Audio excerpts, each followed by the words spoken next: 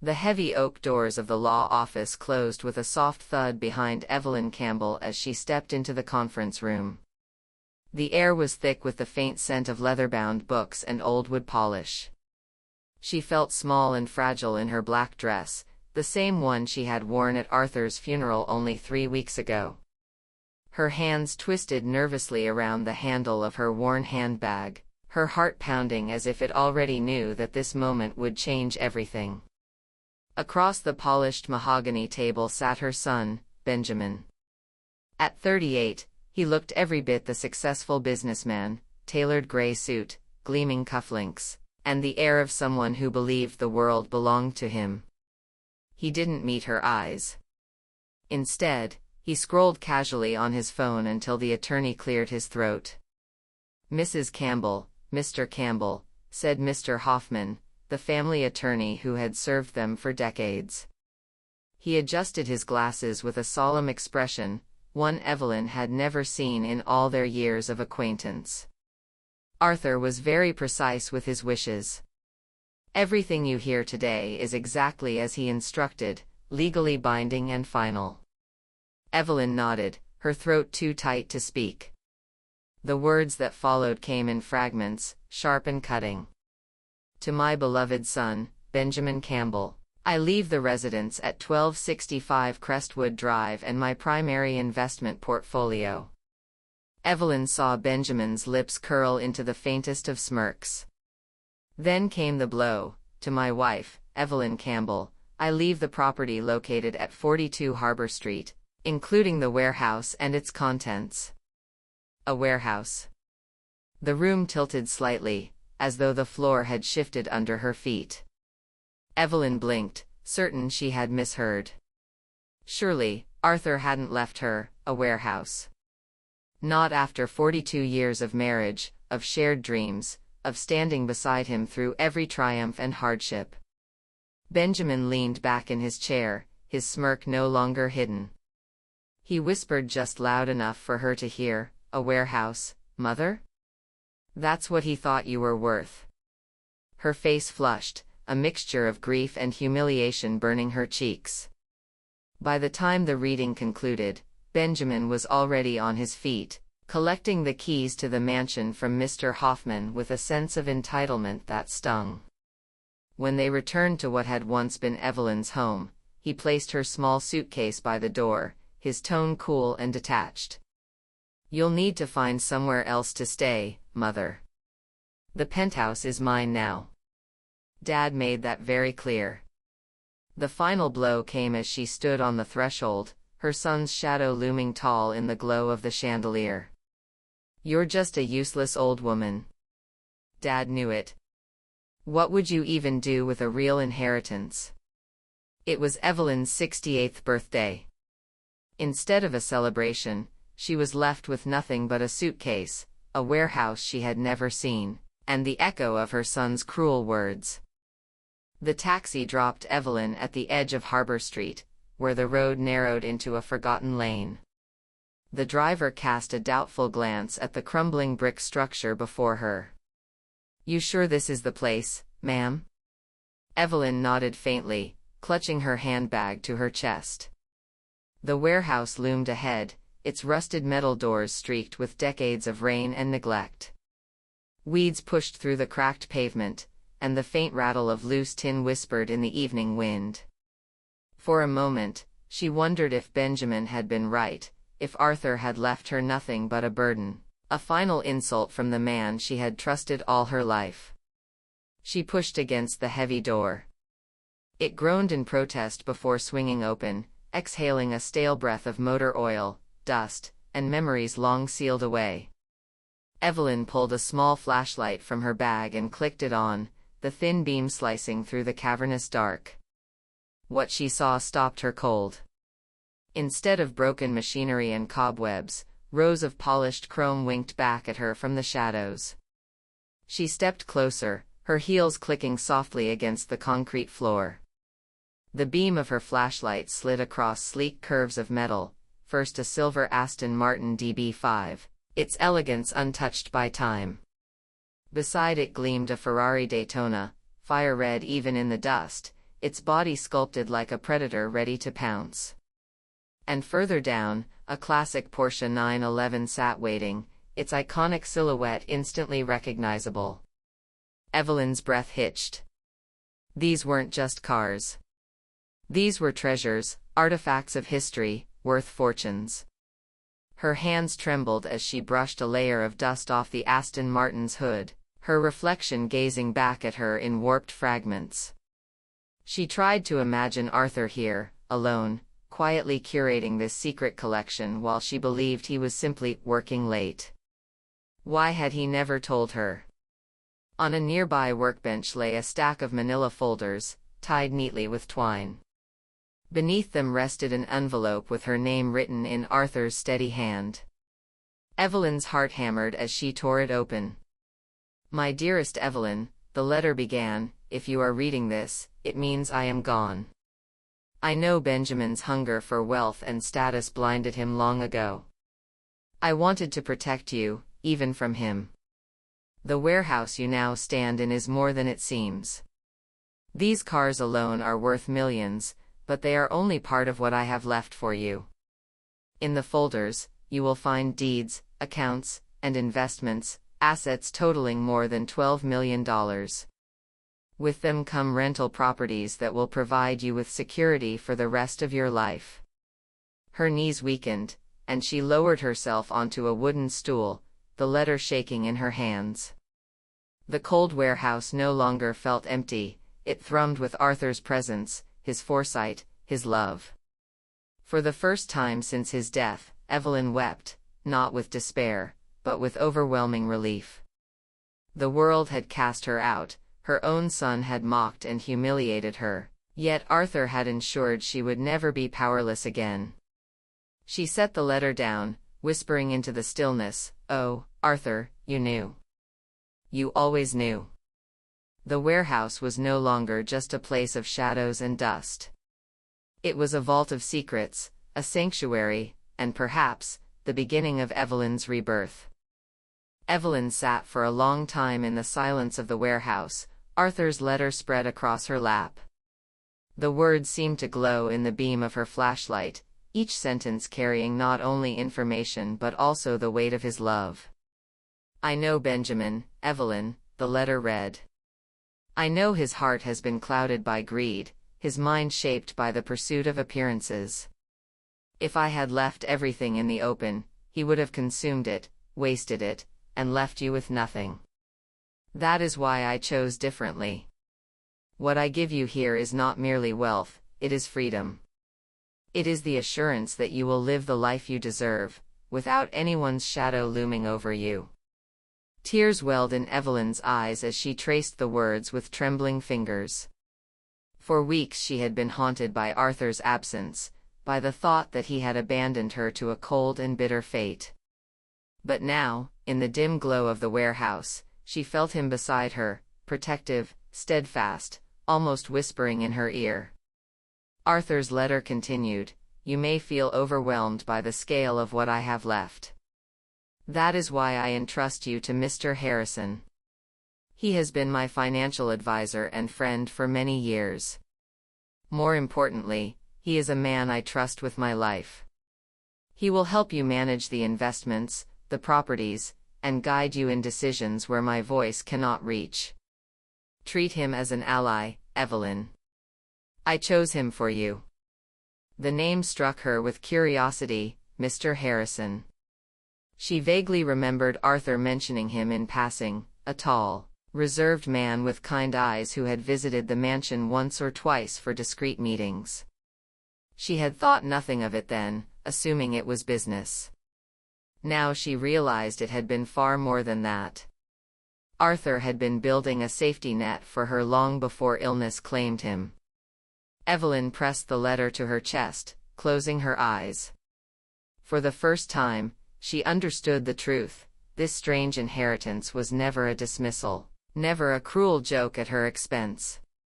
It was Arthur's final gift, a gesture of foresight and devotion. He had seen beyond Benjamin's arrogance, beyond society's expectations, and placed Evelyn's dignity above all else. Her sorrow softened into something steadier, stronger. Gratitude. Resolve. She rose slowly from the stool and looked around the warehouse again. The cars gleamed faintly in the half-light, sentinels of Arthur's secret life. The files and deeds on the workbench waited for her hands to claim them, to step into a future she had not imagined possible. For years she had lived in Arthur's shadow, content to let him make the decisions while she played the quiet role of wife and mother. But now, with his guidance written on these fragile pages, she felt a shift within herself. She was not a discarded widow. She was the keeper of Arthur's true legacy. Evelyn whispered softly, her voice echoing against the high steel rafters, "You didn't just leave me wealth, Arthur. You left me courage." The warehouse no longer felt cold or lonely. It was alive with purpose, hers to discover, hers to shape. The road to Carmel curled along the California coastline, the ocean stretching endlessly to the horizon. Waves crashed against jagged cliffs, spraying mist into the air, and gulls wheeled overhead as if guiding Evelyn to her new home. For the first time in weeks, she felt her chest loosen, her breath deepening with the salt-laced air. The cottage sat on a quiet lane shaded by cypress trees, its whitewashed walls kissed by the sea breeze and its windows framed with pale blue shutters. A small garden bloomed in front, lavender, rosemary, and daisies, all planted long ago by Arthur, who had secretly arranged every detail. Evelyn's heart clenched as she stepped onto the porch, the key trembling in her hand. Inside, the house smelled faintly of cedar and ocean air. The living room held a stone fireplace, and shelves lined with books she recognized. Arthur must have moved them here himself. On the windowsill rested a vase, and beside it, a note written in his hand, "For the day you arrive. Welcome home, Evelyn." Tears blurred her vision, but this time they were soft tears of belonging, not grief. She whispered, "Thank you, Arthur," her voice swallowed by the quiet hum of the sea outside. Life in Carmel soon began to take shape. Mr. Harrison visited weekly, always in a crisp gray suit but with a warmth in his eyes that reassured her. He carefully explained the details of the investments Arthur had left, the real estate holdings, the trusts, the accounts. Patiently, he answered her questions, never rushing her, always reminding her that she was in control now. "Arthur wanted you to feel empowered, Mrs. Whitmore," he said gently one afternoon. "Not just secure, but free." Her neighbor, Mrs. Alice, a widow herself, proved another unexpected blessing. She was a lively woman in her 70s, with silver hair tied in a bun and a laugh that rolled like music. Alice often brought fresh-baked scones or invited Evelyn for tea, filling her afternoons with warmth and chatter. "We take care of each other here," Alice said, patting her hand. "You'll see, this place heals people." For a time, Evelyn let herself believe it. She walked the beach at sunrise, breathed in the scent of salt and wildflowers, and felt the weight of loneliness lift. The cottage was becoming more than a house, it was a promise of renewal. But peace rarely lasts unchallenged. Benjamin's voice soon began intruding into her days, first as missed calls, then as insistent voicemails. "Mother," he said in one recording, his tone sharp, "I know Father wouldn't leave you with nothing. There's more to this, isn't there? Don't think you can hide it from me." Emails followed, each more pressing than the last. He questioned her inheritance, accused her of withholding information, demanded explanations she refused to give. Some messages dripped with sarcasm, others with barely veiled anger. One line struck her hardest, "You think you deserve more than me? You've always been his favorite." The words cut deep, though she knew they were fueled by his bitterness, not truth. Still, the thought of her son digging into Arthur's secrets made her uneasy. Late one evening, as the waves roared outside and the cottage lights glowed softly against the dark, Evelyn sat at her desk with Arthur's letter spread before her once more. She traced the familiar handwriting, drawing strength from his foresight. He knew this would happen, she thought. He knew Benjamin would come searching. And somewhere, in the quiet of her heart, Evelyn resolved, she would not be bullied, not by her son, not by his greed. The life Arthur had prepared for her was hers to claim, and she would defend it. But across town, in his lavish mansion already burdened with debts, Benjamin Whitmore poured himself another glass of whiskey and scrolled through his unanswered emails. His suspicions were hardening into determination. His mother was hiding something, something big. And he would uncover it, no matter the cost. The warehouse door screeched open one gray afternoon, the sound slicing through the stillness like a blade. Evelyn, who had come to check the files Mr. Harrison suggested she review, froze mid-step. She hadn't unlocked the door yet. Slowly, she turned, and there he was. Benjamin. His figure filled the doorway, tall and broad-shouldered, dressed in an expensive tailored suit that looked slightly disheveled, as though he had rushed here. His eyes darted past her, landing on the gleaming row of vintage cars bathed in filtered shafts of sunlight. His jaw tightened. "So it's true," he muttered, stepping inside. His shoes echoed harshly against the concrete floor. "All this time, you've been hiding it from me." Evelyn's heart thudded, but she steadied her breath. "Benjamin, you shouldn't be here." "Shouldn't be here?" He gave a short, bitter laugh. "I should be the one standing here, not you. I'm his son. And yet he left me with scraps, while you—" he waved a hand at the Aston Martin, the Ferrari, the Porsche gleaming like jewels. "You get this. All of this. Why?" "Because your father knew what he was doing," Evelyn said firmly. Benjamin's face twisted. "Manipulation. That's what it was. He wanted to control me, even from the grave. He set me up with the mansion, the portfolio, but this," he jabbed a finger toward the collection. "This was the real prize. And he gave it to you. Do you have any idea how that feels? To be disinherited by your own father?" Evelyn's hands trembled, but she didn't back away. She had read Arthur's letter too many times to doubt his intentions. "You weren't disinherited, Benjamin. You were given more than enough. But wealth isn't just about possessions, it's about responsibility. And your father didn't trust you with this responsibility. Not yet." "Responsibility?" His laugh was sharp, hollow. "Don't dress it up, Mother. He didn't trust me. He never did. Always the lectures, the criticisms, the comparisons." His eyes blazed, and for a moment Evelyn saw not the man before her, but the boy he once was, angry, desperate to be seen. He stepped closer. "I want my share. A fair share. Half of this belongs to me." Evelyn's spine stiffened. She felt Arthur's presence in the room, urging her to hold her ground. "No, Benjamin. This was not yours to begin with. Your father made his choice. These cars, these investments, they are mine to safeguard. Not for greed, not for waste, but for the life he wanted me to live." Her words seemed to strike him harder than a slap.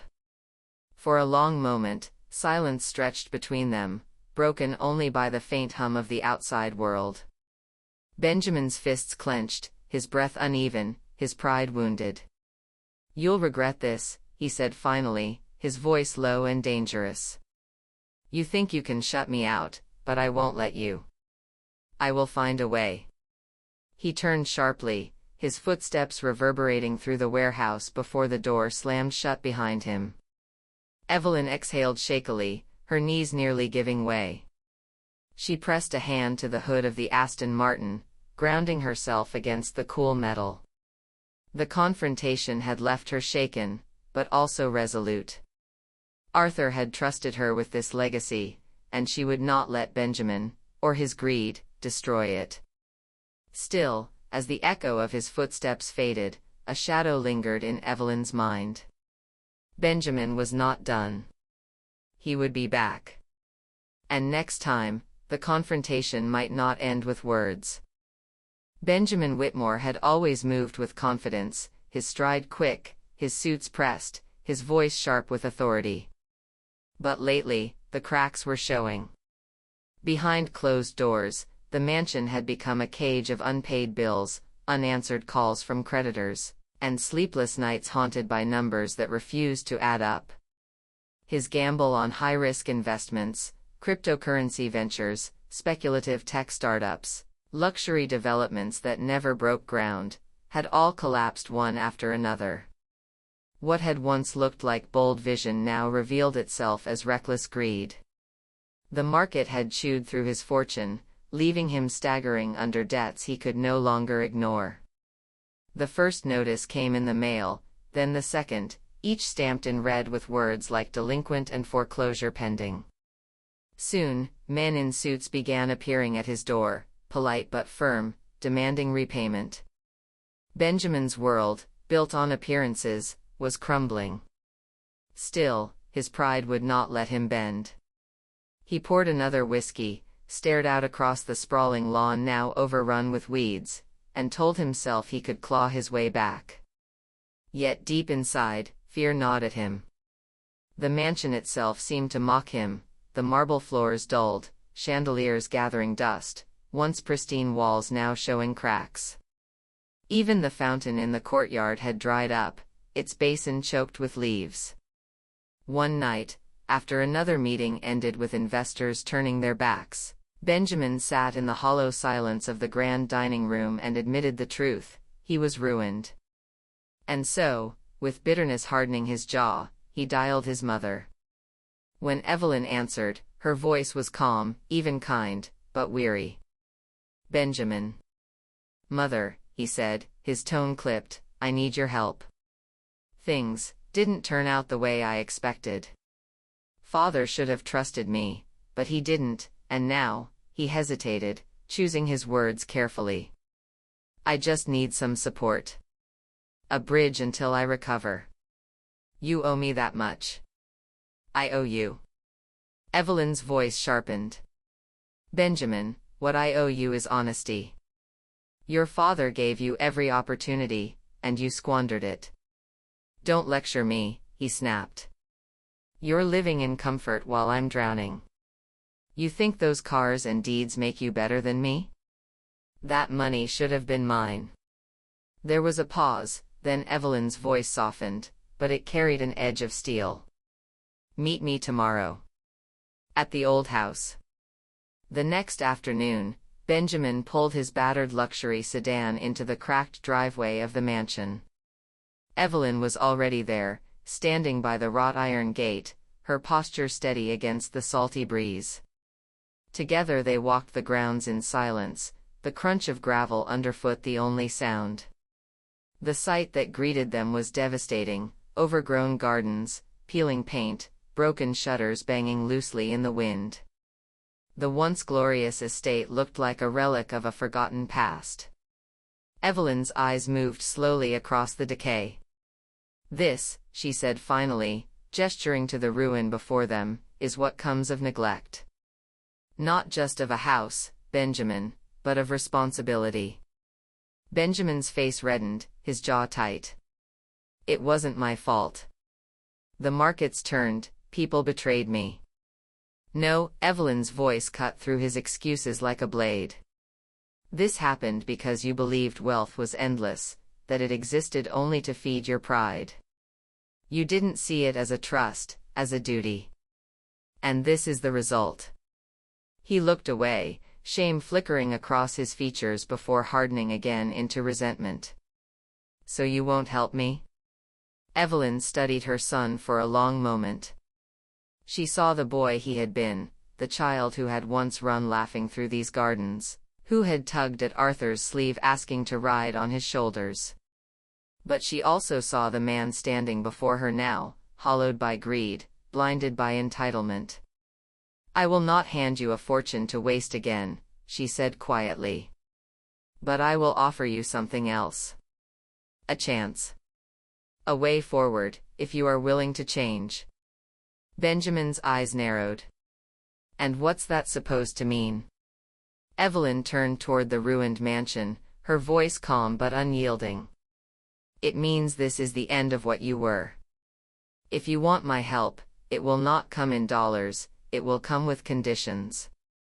You must face yourself, Benjamin. Truly face yourself. The sea wind howled through the broken shutters, and for the first time in years, Benjamin had no quick retort, no clever defense. Only silence. The waves pounded rhythmically against the shore as the evening sun bled gold and crimson into the horizon.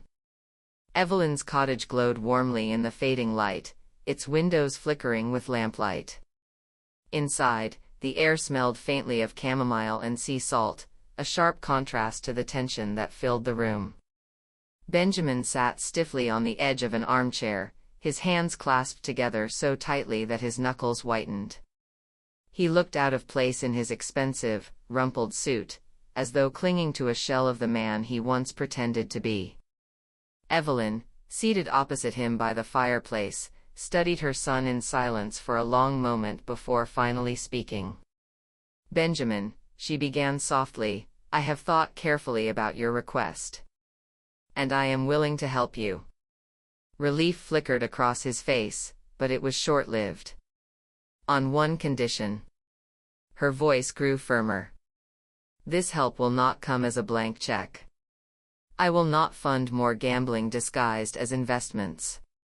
If I give you support, it will be tied to change, real change." Benjamin frowned, suspicion darkening his features. "Change? What do you mean?" Evelyn folded her hands in her lap. "Therapy. Counseling. You need to confront the anger, the bitterness, the obsession that has driven you all these years. It isn't only about money, Benjamin, it's about you. You must learn to see beyond profit and status. You must find work that matters, something that gives you purpose instead of just feeding your pride." Benjamin let out a sharp laugh, though it lacked conviction. "Therapy? Mother, that's for people who are weak.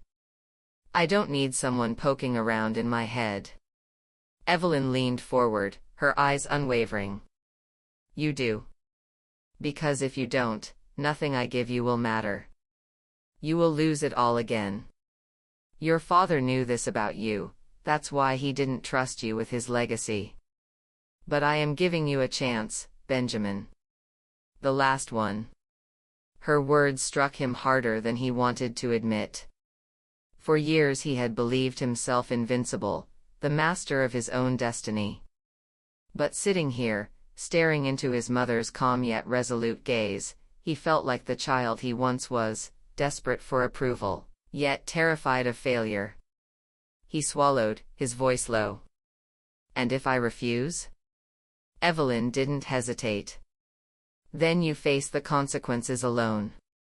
The foreclosure, the debts, the ruin, they will be yours to endure.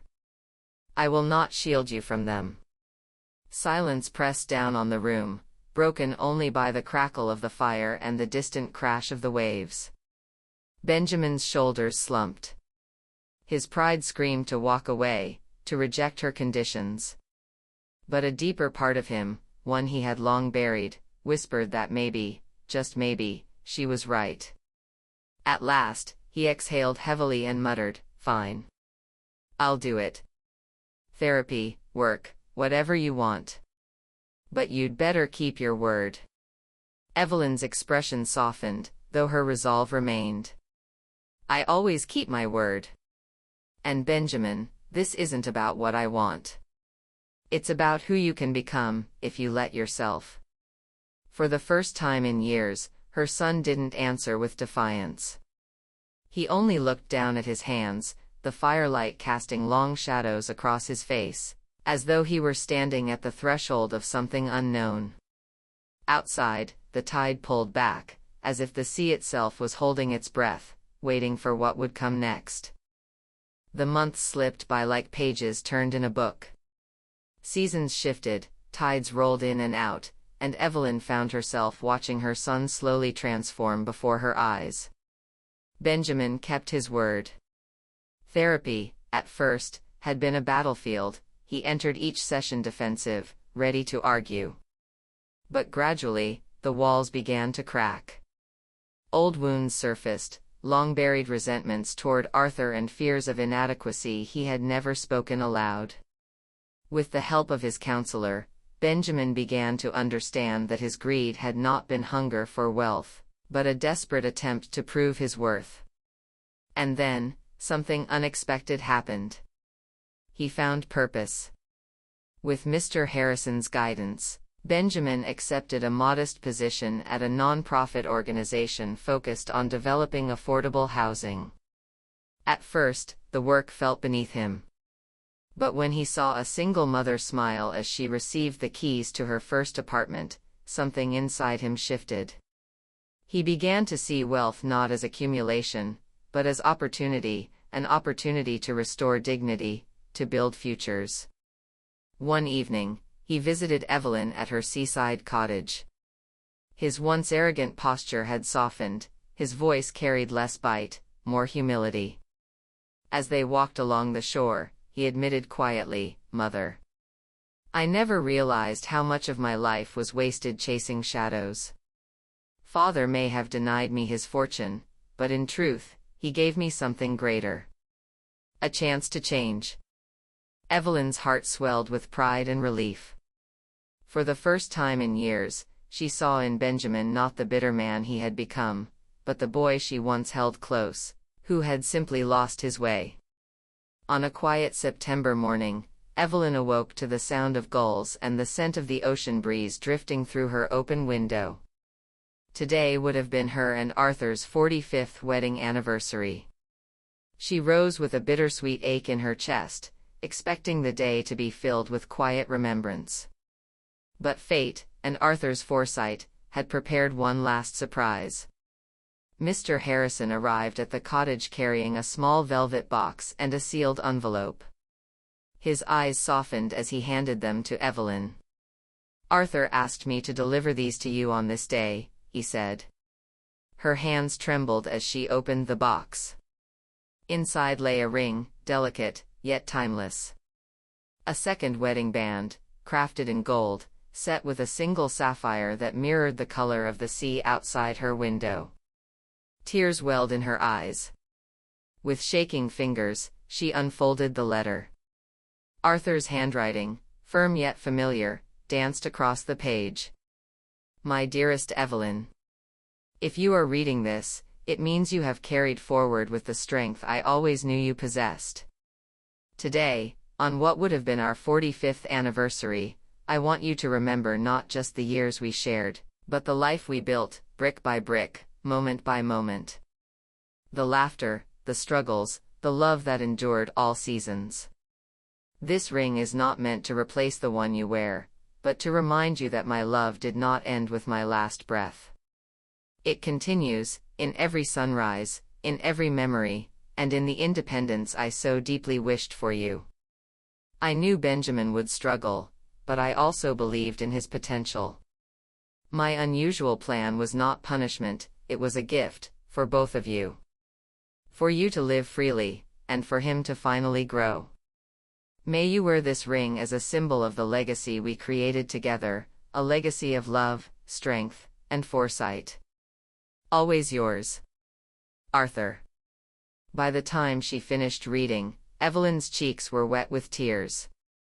She slipped the sapphire ring onto her finger, and for a moment, she swore she could feel Arthur's presence beside her, the warmth of his hand, the steady comfort of his voice. When Benjamin arrived later that day with flowers and an uncharacteristically tender smile, Evelyn realized the full weight of Arthur's gift. His unconventional inheritance had not only secured her independence but had sparked a transformation in their son. For the first time in years, mother and son sat together without anger or bitterness between them. Their bond, once fractured, had been mended, not by wealth, but by honesty, growth, and love. As the sun dipped below the horizon, Evelyn looked at Benjamin and whispered, "Your father would be proud." Benjamin lowered his head, his voice thick with emotion. "And I hope, one day, you'll be proud of me too." Evelyn reached across the table and took his hand. "I already am." Outside, the tide rolled in once more, carrying with it the eternal rhythm of love, loss, and renewal, a legacy that would endure beyond them all.